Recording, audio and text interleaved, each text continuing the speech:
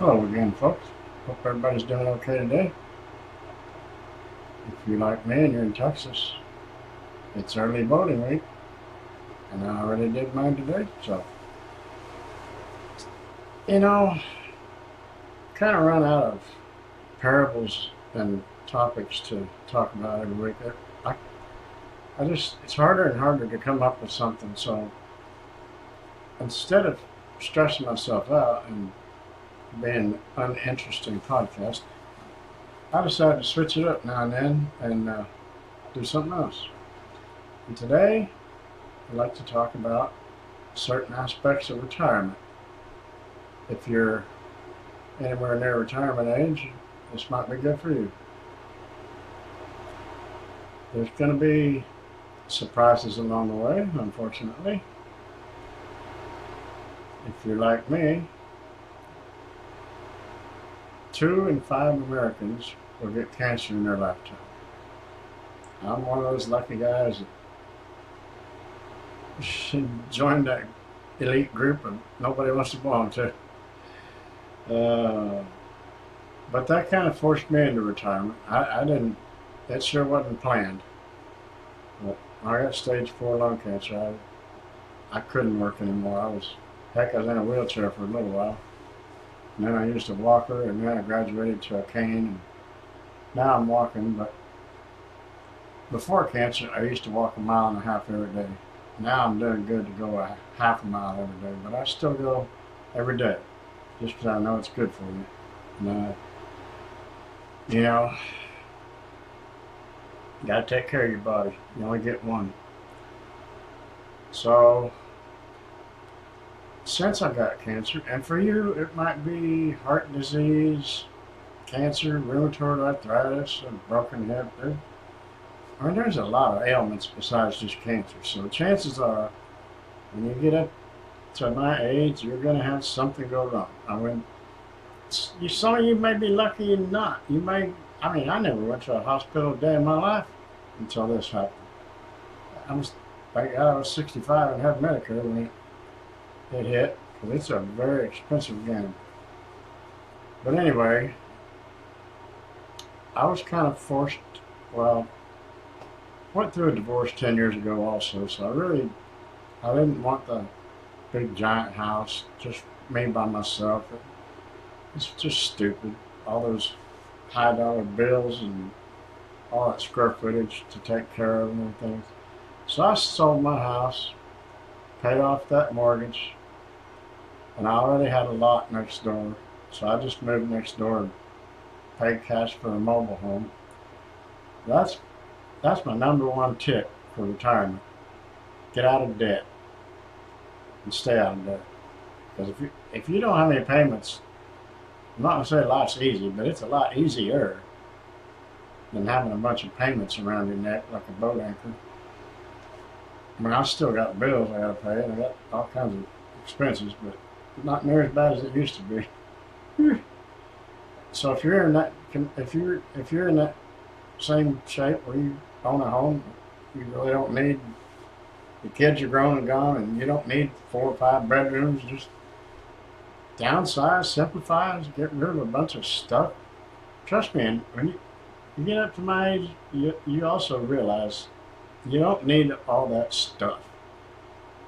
Who needs stuff? The only thing I worry about anymore is memories, a little bit of family I have left, and some friends, and you know, that's the kind of things that are important nowadays. Stuff means nothing to me. I sold, I sold and gave away and threw away so much stuff. Man, I downsized dramatically. So life is now much simpler. And I also decided one of the most important aspects of retirement is a stress-free life. And I realize there's no such thing as a perfect stress-free life, but you can eliminate a bunch of stress if you just attempt it. If you just live decisively, or whatever you call it. If you just make a decision not to scroll through the nasty comments on Facebook or whatever, don't, don't just absorb yourself with bad news. And I mean, it's out there. There's evil people, but you just kind of get the highlights and move on. Don't dwell on it. Just enjoy your life. Chill out. One of the best things I love about retirement is I get to read books finally.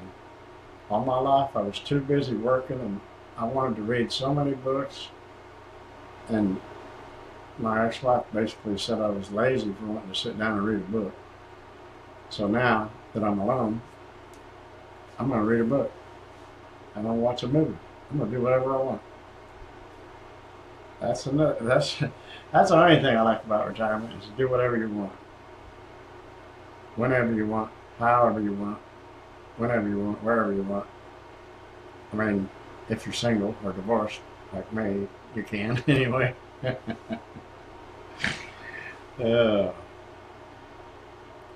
every morning, I still, to keep this a little bit Christ-centered, every morning when I wake up, as I'm eating breakfast, I read my daily devotional. It's Jesus Calling. I'm sure many of you have one or you've seen one. It's just a simple little couple of paragraphs you read every day. It's a good positive way to start your day, And then after breakfast, I get me a cup of coffee and sit down and read a chapter in the Bible.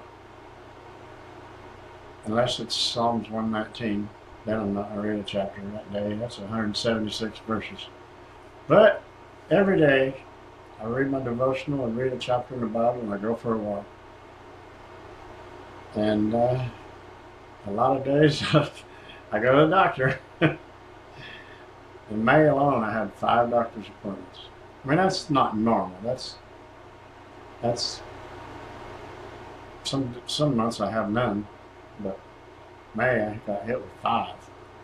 So that's another part of planning for retirement. Plan on going to the doctor a lot because it's inevitable. Intentional living. That's what I was trying to think of a while ago. Living intentionally. That's how you get the best results. Don't just go along with society and the rest of the world and do what they're doing. Do what you want to do. Focus on you for once. I've spent my whole life focused on my wife, my ex-wife. It was 35 years of doing for her. And I didn't mind it because I love her, but anytime I wanted to do something by myself or for myself, she said I was being selfish. So now I'm going to be selfish. Life gets short. Once you get on the north side of 65, you got a lot less days ahead of you than you got behind you. So you might as well enjoy it.